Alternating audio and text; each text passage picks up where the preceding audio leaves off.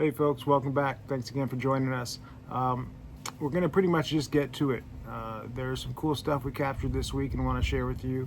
The last 5 or 6 minutes of this presentation does focus on the theme of mimicry, because it seems like, in my opinion, there's some mimicry going on, and it's that in addition to speed and some frequency control notions together are allowing these things to operate in plain sight right in front of our faces. So anyway, enjoy. Please share with anyone else you think might enjoy it, and like I always say, feel free to comment so we can talk through this and try to see what we can figure out. Talk to you on the other end. Thank you. Starting with this orb coming down from the 12 o'clock spot there, and there's a few things that dart around, and we'll check those out, but note toward the end, as this orb gets down to the bottom, how it changes in its intensity when it's flickering. It's really interesting. So you may have seen it, but this capture actually starts with this fast mover shooting from left to right across the screen there. And then we unpause it and can let it roll, and then the orb comes down, and then another one comes from the bottom left right here and shoots up across it. And then another one comes in the opposite direction and shoots downwards towards it. And then the orb sort of redirects, starts that flickering business, and then on the right side, going from bottom to the top, there's that. Here it is one more time at real speed.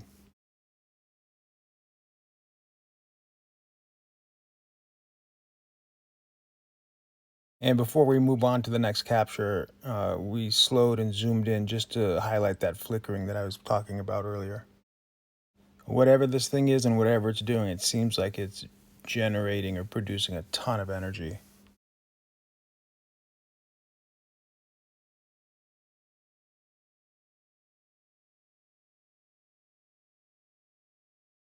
For those of you who are new to the channel or these videos, or just you're not sure what you're looking at right now, I can understand why you would conclude that it's an insect of some sort. But once you've seen these things moving at real speed and seen enough of them, you realize that this is something else.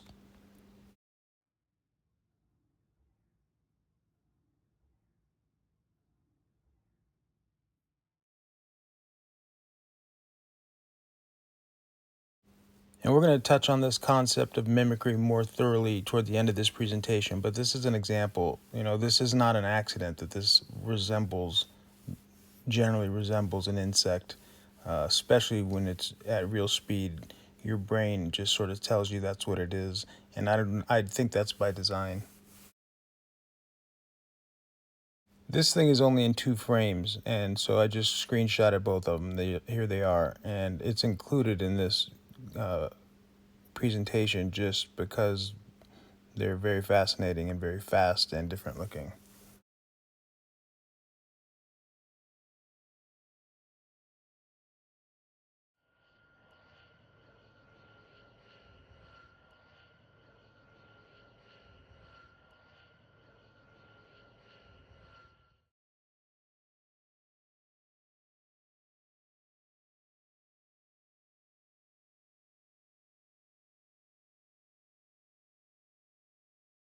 I don't know if those little balls or circle type things are, but I've seen them on a few of these captures.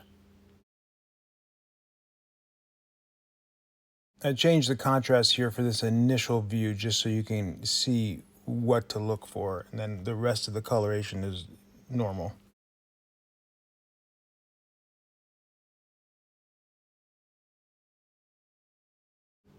So we have this thing that comes and hits this V shape, and you can't really see what it is, and then a more traditional fast mover shoots down from the 1 o'clock to the 7 o'clock position there.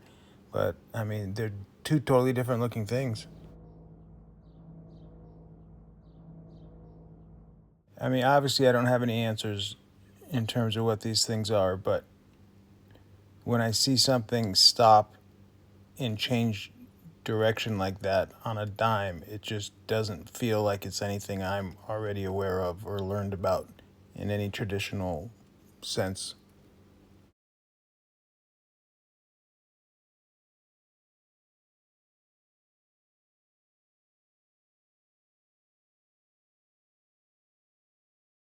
This next one, we have two things going on. One thing sort of floating up at one rate, and then something else does that.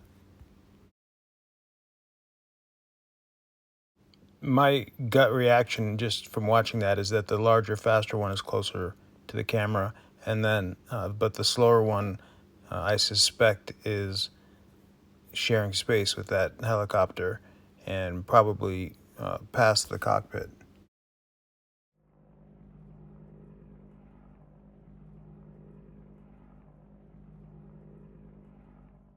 And just to be clear, my interpretation of this footage is admittedly speculative, without triangulation. I understand that, but you can't triangulate everything in your life, and you can still interpret what you see, and that's my interpretation.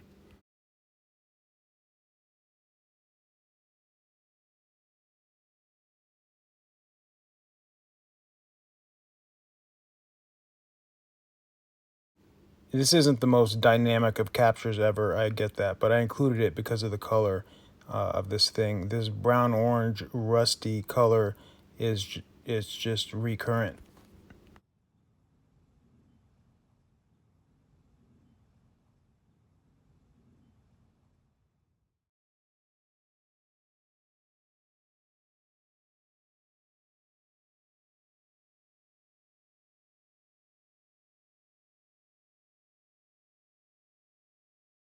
This is another one that to me looks like it's in between the helicopter and the camera, but still moving exceptionally fast.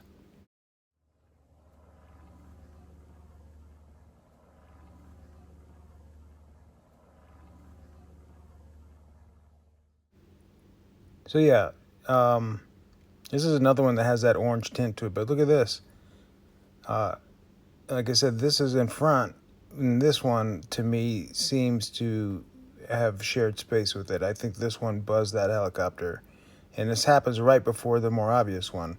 It's just tougher to see, but if you go back and watch it now knowing, you'll see it.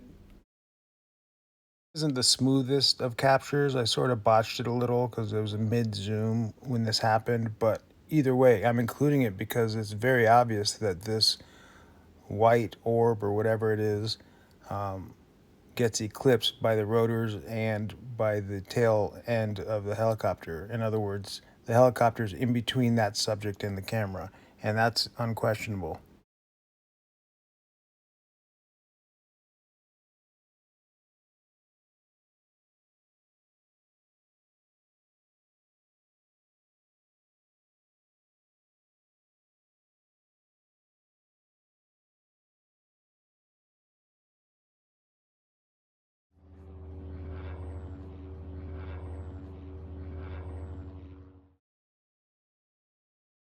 Yeah, so sometimes I hit record and then start to zoom in, and if the most important part of the recording happens during that little moment, you get wonky footage like this.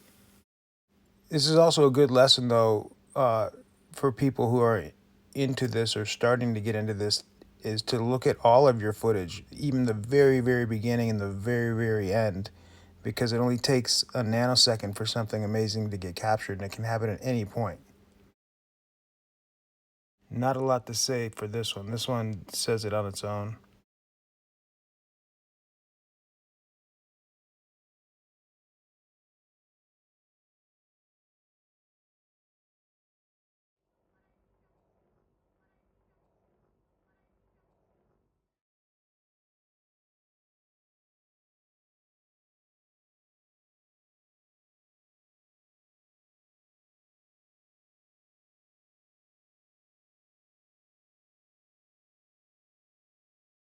This one's interesting because from right to left we have a bird, and from left to right we have a fast mover.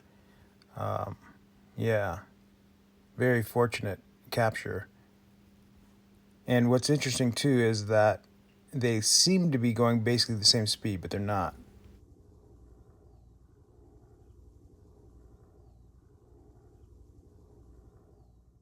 I'm going to show you now the basis for that comment I just made about the speed. This bird gets almost halfway to the helicopter here, and I'm going to pause it.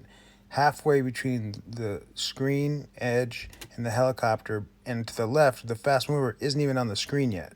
And now we hit play, let it roll, and you can see how much ground the fast mover makes up, to the point where when they're both about to go off screen, now they're essentially in the same position.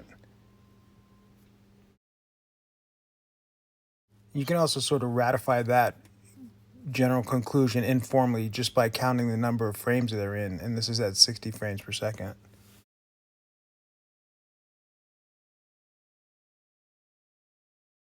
At the outset, I mentioned the concept of mimicry, and now we're going to take a look at some evidence that seems to support the conclusion that these things, in addition to speed and the ability to control and modify their frequency, also have an ability, much like a cuttlefish, to modify their behavior and appearance in such a way that it causes us to mistake them for prosaic subjects and items. So, yeah, let's take a look at some of these.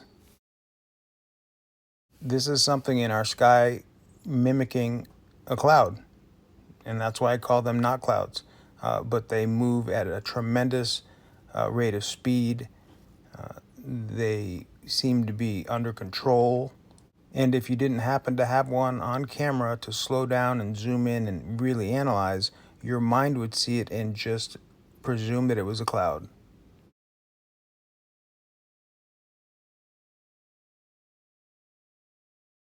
I mean, you saw how fast that thing moved, right? And so even if you did happen to see it, you might question whether you even saw anything at all. So when something's moving this fast, and then it also happens to look just like everything else that's in the sky, it's really easy to not be identified. I'm not going to spend a ton of time on these nutterflies. The one on the left buzzed me in early April 2024. The one on the right is from a capture that was posted in 2021 by a YouTuber in Australia. And obviously, these things are very similar. What's more important, though, is that they are not butterflies, and that's why I call them nutterflies, because they're not butterflies and they're nutty. But the speed that they move at is just incredible. But I feel like they hijack the coloration of a monarch butterfly. So if just like that fast knot cloud, if you happen to see something like that fly by, your brain will just tell you it must have been a butterfly, but clearly it's not.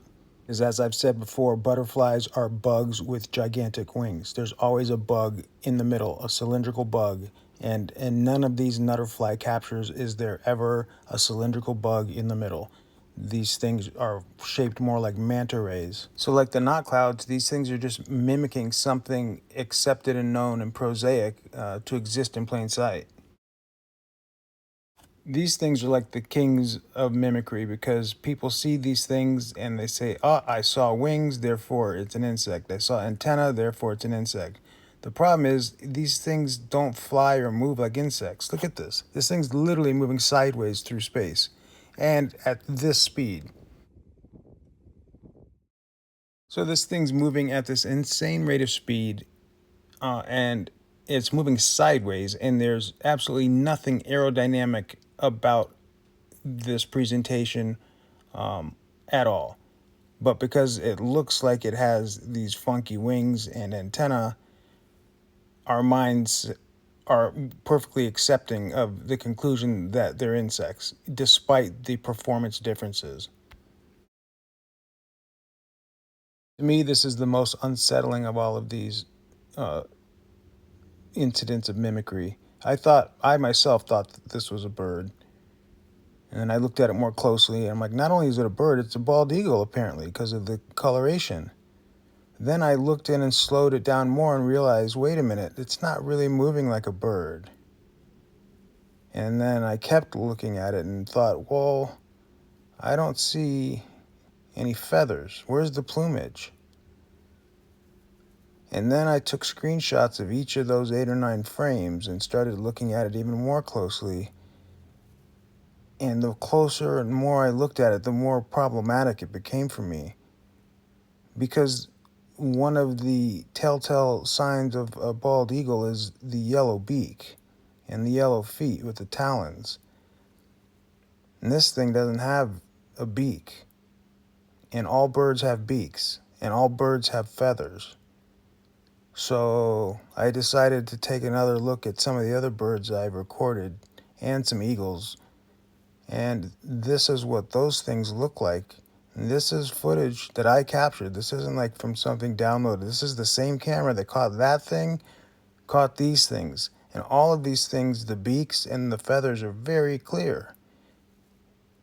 I mean, that's a bird. And so then I went online and I started looking because of the coloration of that thing. And then I also noticed not only is the yellow beak so prominent and the plumage and the feathers, but the eyes are really close and small. And so then I went back and looked at this other thing again, and it became more problematic because not only is there no beak, but there seems to be some sort of eyeball that's in the wrong place. And because of the way the light is hitting this with the sun, you should be able to see a beak. But look at that dark spot. That looks like a gigantic eye that is completely in the wrong place if that is supposed to be an eagle. And so, thoroughly flustered and unsettled, I decided to look into this some more and do some research. And then, lo and behold, look at this. Look what I found. So I found this watching a video on the YouTube channel Deadeye Customs, and the links for the video and the channel are in the description below. But look at this. And, he actually points out also that this capture, he's like, I don't know how this is a bird. It doesn't have feathers. And he's right. I mean, it's seemingly right. And what I saw, what jumped off the screen to me in looking at this capture was the proportions are way off. That, and like the capture of my own we just went over, the lack of tail feathers. Not just the lack of talons in the beak, but there's no tail feathers. They need tail feathers to fly. I mean, so the point is, this is a thing. These are not birds. Not birds are a thing. In addition to knot clouds, nutterflies, and those weird bumblebees, now we have things in our skies that are pretending to be bald eagles, except that they lack feathers, they lack beaks and feet, they look like grappling hooks, and they look like they're doing some weird backstroke. They don't even look like they're flying correctly with appropriate wing structure. But they're moving fast enough that our human brains just play this association game and then write it off. And it's crazy. All right, folks. Well, there you have it. Hope you enjoyed it. We thought there were some interesting captures this week. And, the bald eagle not bird situation is very odd. But, and I didn't mention this. I suppose it could also be that it's our own advanced technology, and it's a drone of some sort. It's a surveillance system, and they're used to operate in plain sight by mimicking wildlife, I guess. I suppose that's an option. So I probably should have mentioned that, but the sense I got when I captured it and then slowed it down, the more I analyzed it and scrutinized it, there's nothing about that thing that gave me a sense of technology that is our own. Yeah, so anyway, hope you enjoyed it. Like I said, please feel free to share it with other people. And like I said, comment, let us know what you think. And yeah, we can keep sort of open sourcing this and keep the dialogue going. And maybe we can get more and more people looking up and questioning what they're seeing, and come up with some answers. So there you go. Thanks again. Take care. See you on the next one.